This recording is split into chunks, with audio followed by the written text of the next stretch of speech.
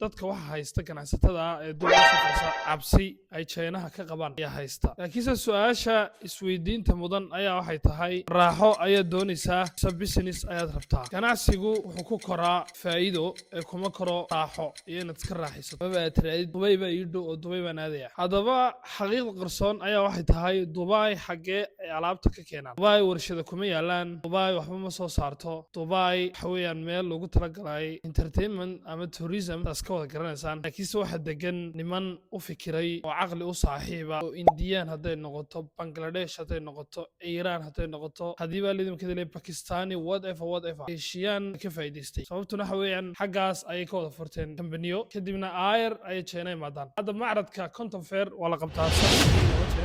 niman Indian oo badan baad ku arkaysaa waliba waa dareemsa inay Dubai ka yimaadeen ambiladoodii wata kambaniyadeedii bay la kulmayaan waxay leeyihiin alaabtaas waan rabnaa alaabtaas aan ugu sameeyay hadhow Dubai buu fadhiisanayaa ninkani qofka runtii dabcan ganacsadaha aan weligii China u safrin Dubai u safrin runtii ma kala garan karo anigaygaas markii aan ganacsiga soo galay aan ku cusbaa kuwa Dubai jooga waxaan u haysan jiray inay warshado leeyihiin sababtu waa maxay sababtu waxa weeyaan kala garanaysid qofkani ma warshad baa qofkani ma middle baan baa marka taas waa taa